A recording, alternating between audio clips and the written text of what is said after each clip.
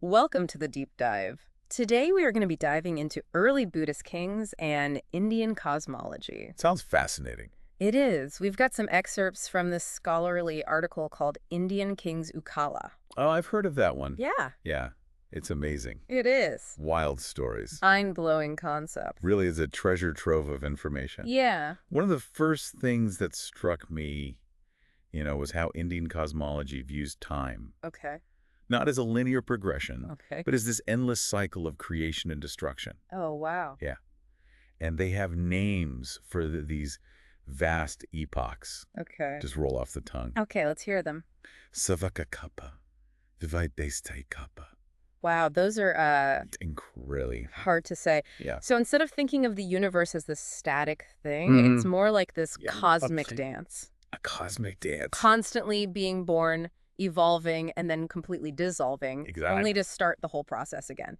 And each cycle has these periods of devastation called Antara Kappa. Antara Kappa. Yeah. Imagine like a mini apocalypse happening 64 times Oh, wow. within each of those massive epochs. Okay. And get this, one of these Antara Kappas is so long, so unfathomably vast, Right. that its duration can't even be measured. Oh, my gosh. They call it Isuhiyako. Sukiya Kappa. Mm, That's a lot to wrap my head around. it is. Okay, so how does the world actually end during these mini apocalypses? Well, there are three major players in this cosmic drama. Okay. Fire, water, and wind. Okay. Each brings about destruction in a totally unique way. Okay, so not your typical fire and brimstone kind of apocalypse then. Not exactly. Okay. When fire is the culprit, the article says 7 suns appear in the sky. 7 suns. Yeah, Cool. causing everything to spontaneously combust. It paints this incredibly vivid picture of the world being consumed in a blaze of unimaginable heat. Oh, wow. Dramatic exit, to say the least. Okay, that is intense. What about water? Oh. Is it a giant tsunami situation? Even grander than that. Okay. Picture a colossal flood Okay. that dissolves everything in its path. It's not just destruction. It's like a universal reset button, wiping the slate clean for a fresh start. And then there's wind. I'm already picturing some insanely powerful hurricane. Think bigger. Oh, okay. The article describes these unimaginable storms. Okay. So powerful Yeah. that they shatter entire universes. Yeah. It's a force of nature on a scale we can barely comprehend. All of that destruction seems pretty terrifying. Is there anything left after these events, or is the universe just gone? Not at all. It's not just about destruction. It's about renewal. Okay. After each cycle of fire, water, or wind, the cosmos is reborn, starting the cycle anew. Okay. The article really emphasizes Yeah. this constant dance Yeah. between creation and destruction. Okay, It's right. perpetual motion that keeps the universe alive. That makes me think about the Buddhist idea of impermanence. Mm-hmm. Even on a cosmic scale, nothing stays the same forever. Exactly. Everything is in constant flux. It's a profound concept. Yeah. But it makes you wonder, what about humans? Yeah. Did they just magically reappear after each rebirth of the universe? That's a great question. I mean, where do we even fit into this Right. grand cosmic narrative? Well, according to the article, the earliest humans Okay. lived in a world of what they call effortless abundance. Effortless abundance. And get this, they ate the earth itself, Hold on, they ate, like, dirt. like actual soil. Yeah. Yes, but it wasn't your everyday dirt. Hmm. The article describes it as having this natural, nourishing flavor. Imagine a world where food just grows effortlessly from the ground. I'm trying, but it's pretty hard to imagine that. Yeah. What happened? Why did things change? Well, as these early humans became more self-aware, Oh. things started to shift. Right. Those with better looks started feeling superior to others. And the Earth's flavor actually began to change. So, the dawn of vanity and social comparison. Right. Sounds familiar. It's a tale as old as time, right? Right. And with this newfound vanity, Yeah. desire was born, this yearning for more, for better, for something different. Okay. And as desire grew stronger, the earth disappeared, Oh, no. replaced by a fragrant vine Okay. called Padalata. Okay, that at least sounds a little more palatable than eating dirt. Right. But I'm guessing the vine didn't stick around for long. You're right. Okay. As their desires intensified, Yeah. the vine vanished too. Oh, no. Then, something even more interesting appeared, sail rice. Sail rice. Now, this wasn't your average rice. Yeah. This was self-cooking rice that magically appeared Wow. in perfect portions, leaving no waste. Talk about convenience. Self-cooking rice. I would love to get my hands on some of that. Right? It sounds like the ultimate life hack. But even in this paradise of effortless abundance, things started to go awry. Oh, no. What happened? Excess consumption Okay. made the rice coarser. Oh, okay. And for the first time, humans started producing waste. So even paradise has its downsides. What happened next? Did they figure out a way to compost? Not exactly. As distinct male and female forms emerged, attraction and desire led to the first acts of sexual union. Shelters transformed into houses as people sought more privacy for these newly awakened desires. That makes sense. But how did this all lead to the end of this effortless abundance? Yeah. Was it overpopulation? That's where things get really interesting. It wasn't overpopulation or some natural disaster. Okay. It was actually something much simpler, hoarding. Yeah. People started taking more rice than they needed, Okay. storing it away for personal use. So the seeds of scarcity were sown by human actions, not some external force. This hoarding marked a pivotal moment in human history. The end of effortless abundance and the beginning of something new. I have a feeling this something new is going to involve a king or two. Right. Before we get there, though, I'm curious to hear more about this shift from abundance to scarcity. Yeah. And how it impacted early human societies. That's a great point. Yeah. And that's exactly where we'll pick up in the next part of our deep dive. Sounds good. Yeah. So we left our early humans on the brink of a huge societal shift. They've gone from a world of effortless abundance where food literally grew from the earth to experiencing scarcity for the first time. Yeah, this is really where everything, like this shift from abundance to scarcity, really sets the stage for everything that follows. Right. It's like this domino effect, leading to social structures, laws, and eventually the rise of kingship. It's incredible to think about how something as simple as hoarding rice could trigger such profound changes. Absolutely. It all comes down to the dynamics of human behavior. Yeah. You know, in a world where resources were limitless, Right. there wasn't really a need for rules or hierarchy. Right.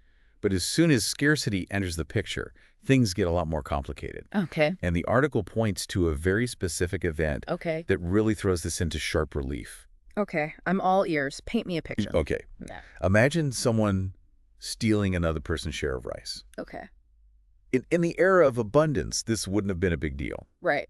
But in a world where people are struggling to secure their own needs, it becomes a serious offense. That makes sense. Yeah. Suddenly you need rules to ensure fairness and prevent chaos. Exactly. Yeah. And this act of theft, as the article describes it, led to the introduction of punishments for stealing, lying, and basically any action that disrupted the social order. It was like they were establishing a whole new code of conduct, a blueprint for how to live together in this new reality of scarcity. I can see how that would lead to tension. Did everyone just agree on these new rules, or was it more of a might makes right kind of situation? It definitely wasn't a seamless transition. Okay. The article suggests that dishonesty became increasingly common as people struggled to adapt to this new world. They realized they needed someone to enforce these rules, a leader who could maintain order and ensure justice. So they needed a king. Exactly. How did they go about choosing their first ruler? Was there an election? A trial by combat? Well, the article paints a picture of a society that was still deeply rooted in values of virtue and wisdom. They chose a leader named Maha Yazawindawgyi, known for his discipline, integrity, and fairness. They agreed to give him 1/10 of their rice in exchange for him upholding justice and maintaining peace. So not only did they invent kingship, but they also invented taxes. But I'm curious, how did social classes emerge from this? Was it based on how much rice you contributed? That's a great question. The article describes how 4 distinct social classes began to take shape. Those who dedicated themselves to moral discipline and wisdom became the Brahmins. So they were like the philosophers and spiritual leaders of this society. Exactly. They were the keepers of knowledge and moral guidance. Then there were those who focused on trade and the accumulation of wealth. Okay. They became the merchant class. I can already see the ancient marketplace bustling with activity. And what about everyone else? Well, those who didn't possess wealth Right. or a particular skill set became the common people, the everyday folks, who made up the bulk of society. Okay.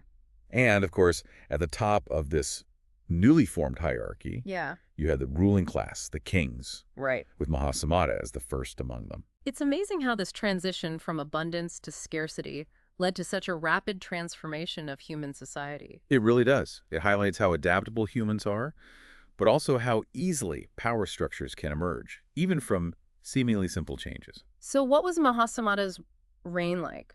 Was he a benevolent ruler? A tyrant? Well, the article really emphasizes that Maha wasn't just a ruler. Okay. He was a lawgiver. Okay. He codified the law, established a system of governance that was based on justice and stability. His reign and the 63,000 that followed were known for their prosperity. Wait, 63,000 kings? Yeah. That's a lot of rulers. It is. Were they all as virtuous as Maha?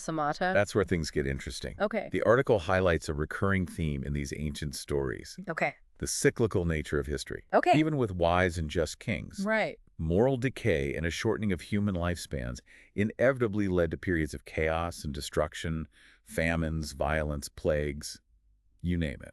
So even with the best of intentions, things eventually fell apart. Yeah. It seems that was the recurring pattern. Okay. But here's the fascinating part. Okay. After each period of destruction, wise individuals would emerge. A new Maha would be elected. Okay. And society would be reborn. Okay. It was a continuous cycle of rise and fall, echoing the cyclical nature of the cosmos itself. So even though individual kings might have been virtuous, the system itself was prone to decay. Right. What about the kingdoms themselves? Did they stay the same size? Well, the scale of these kingdoms fluctuated wildly throughout history. The article mentions the fifth Maha, who supposedly ruled over a mind-boggling 84,000 vassal kingdoms. 84,000? Yeah. That's an empire on an epic scale. It is. What about today? Is there a Maha walking among us, keeping the world in balance? According to the article, the current era is without a Maha. Wow, that almost makes the future seem more unpredictable, doesn't it? But let's move on to another intriguing figure mentioned in the outline, the Buddha. Right. How does the Buddha fit into all of this? That's a great question. The article makes this fascinating connection between the reigns of the Maha kings and the emergence of Buddhas. It states that 4 Buddhas achieved enlightenment during the reigns of the first 10 Maha kings, each corresponding to a specific human lifespan. So as lifespans changed, so did the Buddhas. That's a fascinating connection. It really is. It suggests this deep intertwining Right. of enlightenment and the cyclical nature of time. Okay. The 11th Maha was also a remarkable figure. Okay. He oversaw the composition of legal texts and ensured the prosperity of his vast kingdom. Okay.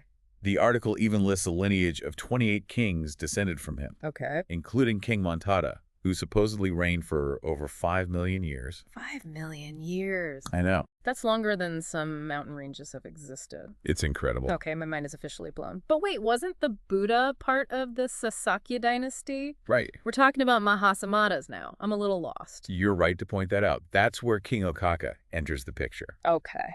To prevent conflict among his sons, he wisely decided to divide his kingdom among them. Okay. This division marked the beginning of the Sakya dynasty. Ah, okay, that makes sense.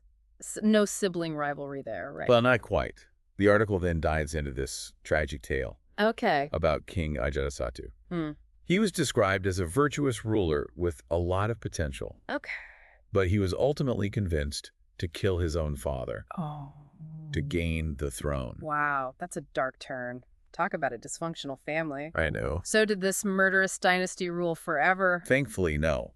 The people, weary of the violence and bloodshed, eventually enthroned the minister Susunaga. His origin story is quite remarkable. He was found as a baby in a jar. What? Guarded by a naga. Okay. Which is a type of serpent. Okay, that is a serious plot twist. It is. From kings ruling for millions of years to babies in jars guarded by serpents. It's a wild ride. What happened after Susunaga? Did he restore peace to the kingdom? He did. Okay. But as with all things in this cyclical view of history, right, stability doesn't last forever. Okay. After Susunaga, Okay. we encounter the ambitious bandit leader Ugasena, who strategically conquers territories and ultimately rises to become king. Okay. His story is a stark reminder Yeah. of the constant need for vigilance and the ever-present potential for power to shift hands. That's a lesson that resonates even today. So where do we go from here? Is this the end of the line for our kings? Not quite. Next, we delve into the story of King Dhanananda, Okay. a ruler notorious for his insatiable greed and his penchant for hoarding wealth. Ugh. Ah, yes. Didn't he stash his riches in the Ganges River? What was the story there? That's the one. Dhanananda amassed a fortune of 80 kunatis. It's a unit of currency that boggles the modern mind. Yeah. And he went to extraordinary lengths to hide it. Okay. He diverted the Ganges River to create a secret chamber where he stashed his treasure. His greed was so legendary that he imposed taxes on almost everything imaginable, burdening his people to amass even more wealth. Not exactly a benevolent ruler, then. Yeah. What happened to him? Yeah. I have a feeling his reign didn't end peacefully. You'd be right. Okay. And that's precisely where we'll pick up in the final part of our deep dive. Okay, so we've got King Dhanananda sitting on a mountain of treasure. Right. But he's not exactly winning any popularity contests with his excessive taxes and insatiable greed. Yeah. I'm ready for the downfall. Okay. Who steps up to challenge this tyrannical king? This is where we meet a truly intriguing figure, Janakya, also known as Kandadatta. Okay. He was renowned for his strategic brilliance Okay. and his unwavering commitment to justice. Mm-hmm. But his backstory is what really captivated me. Okay. He was so devoted to caring for his mother Okay. that he actually broke his own teeth. Wait, he broke his own teeth? He did. I'm going to need a little more context here. Okay. Why would he do that? So there was this prophecy that foretold his rise to kingship. Okay. And the sign of this destiny was supposed to be the emergence of 4 tusks on his body. Okay. However, Chanakya was deeply devoted to his mother. Right. And didn't want to abandon her to take the throne. Right. So he took a rather drastic measure to alter his fate, literally taking matters into his own hands. That's an incredible act of selflessness. It is. But how does a toothless Chanakya factor into King Dhanananda's downfall? I'm assuming he didn't just challenge him to a tooth-pulling contest. Not quite. Yeah. Chanakya was on a mission to find the rightful heir to the throne. Right. Someone who could restore balance and justice to the kingdom. Okay. And that's when he encountered Chandragupta, the true heir to the Mauryan dynasty. Sounds like fate was on Chanakya's side. It does. So where was this rightful heir hiding all this time? Well, his story is almost as remarkable as Chanakya's. Okay. Chandragupta was found as a baby, guarded by a bull named Chando. Wow. Even as a child, he displayed extraordinary abilities. Okay. The article describes this game he used to play with his friends, where he would pretend to be king. Okay. He'd order his playmates' limbs to be chopped off. Oh, my. And then miraculously restore them. Okay. That's either a sign of a future tyrant or a truly remarkable destiny unfolding. It definitely seems like the latter. Okay. Chanakya recognized Chandragupta's potential and took him under his wing, becoming his mentor and guide. Okay. He used his own intellect and strategic prowess to amass wealth, gather support, and meticulously plan the downfall of Dhanananda. So it was a combination of brains and brawn that ultimately toppled the greedy king. Exactly. Chanakya's strategic brilliance, combined with Chandragupta's inherent leadership qualities, proved to be an unstoppable force. Yeah. It's a classic tale of patience, strategy, and the inevitable triumph of good over evil. I love how these stories weave together themes of destiny, mentorship, and the struggle for justice. Yeah, they're very powerful. So Chandragupta becomes king. Right. Justice is restored. Happy ending, right? Well, the story doesn't end there. Oh, okay. The article then introduces us to King Asoka. Okay. Another fascinating figure. Whose reign was marked by both political power and spiritual transformation. Okay, I'm sensing another captivating tale coming on. You are. Tell me everything about King Asoka. Okay, so Asoka's birth was said to be miraculous. Okay. And prophecies foretold his future greatness. But what truly sets him apart is his encounter with the elder Upagupta. Another intriguing name. Right. Who was Upagupta? Yeah. Was he a rival king? A wise sage? Upagupta was a revered spiritual teacher, Okay. renowned for his wisdom Okay. and supernatural abilities. Okay. However, Ashoka was initially skeptical of these claims. Okay. To test Upagupta's power, he set a raging elephant loose on him. Oh, no. That seems like a rather extreme way to test someone's credibility. It does, doesn't it? Yeah. But here's where things take a truly astonishing turn. Okay. Instead of fleeing in terror, Right. Upagupta calmly turned the elephant to stone with his mind. He turned an elephant into stone. He did. With his mind. Okay, this just went from 0 to 100 real quick. I know. It's a scene straight out of a mythical epic. It really is. And to further demonstrate his power, Yeah. Upagupta restored the elephant to life at Ashoka's request. He did. Wow, that's an incredible display of power. It is. I can see why this story would have been passed down through generations. Right. Did Upagupta have any other tricks up his sleeve? Oh, you haven't even heard the best part. Okay. The article describes these epic battles Okay. between Upagupta and Mara, Okay. a demonic figure Okay. who embodies temptation and spiritual obstacles. Okay. Upagupta uses his powers to deflect wind, storms, Wow. and even withstands Mara's attempts to transform into various fearsome creatures. Okay. It's a story filled with captivating imagery Wow. and supernatural feats. He sounds almost invincible. How does he finally overcome Mara? Well, in a rather creative, albeit slightly gruesome way, Okay. he ends up placing a rotting dog carcass Oh. around Mara's neck Okay. as a punishment. Okay. A punishment that only Upagupta can remove. Okay. It's a powerful symbol of Upagupta's spiritual dominance Yeah. and Mara's inability to overcome his wisdom. Okay, that's a choice, Right. but effective, I guess. So what happens next? Does Mara learn his lesson? Well, in a surprising turn of events, Mara actually reveals the form of the Buddha to Upagupta, Wow. leading to an emotional outpouring of reverence Right. and devotion from the sage. That's a powerful image. It is. So where does King Ashoka fit back into all of this? Did he just stand back and watch this epic showdown unfold? Not at all. Okay. Witnessing Upagupta's incredible power Yeah. and his unwavering devotion to the Buddha Okay. had a profound impact on Ashoka. Okay. He decided to make a grand offering to the Buddha, Okay. an act of devotion so intense that it defies belief. Okay, I'm on the edge of my seat here. Okay. What did he do? He set himself on fire for 7 days. He set himself on fire for 7 days. Yes, That's extreme, to say the least. it is. And I'm assuming this didn't end well for him. That's the incredible part. The fire didn't harm him at all. Wow, that is a wild story. Okay, we've gone from primordial humans eating dirt to kings battling demonic figures and setting themselves on fire. It's been quite a journey. This deep dive has been quite a journey. It really has. We've explored cyclical time, epic battles, and fascinating figures who embody the enduring power of these ancient tales. Yeah, it really makes you think about how these stories reflect timeless human themes. Right. You know, the struggle for power, the search for meaning, the allure of the supernatural, Right. and the enduring quest for justice. It also highlights how interconnected everything is, from Right. the vast cycles of cosmic creation and destruction Yeah. to the rise and fall of kings and the emergence of spiritual teachers. Right. It's all part of this grand interconnected tapestry. Absolutely. And it makes you wonder, are we still living in these cycles? Do these ancient patterns still play out in our modern world? That's something to ponder for sure. And are there any modern figures who embody the qualities of the kings and sages we've discussed?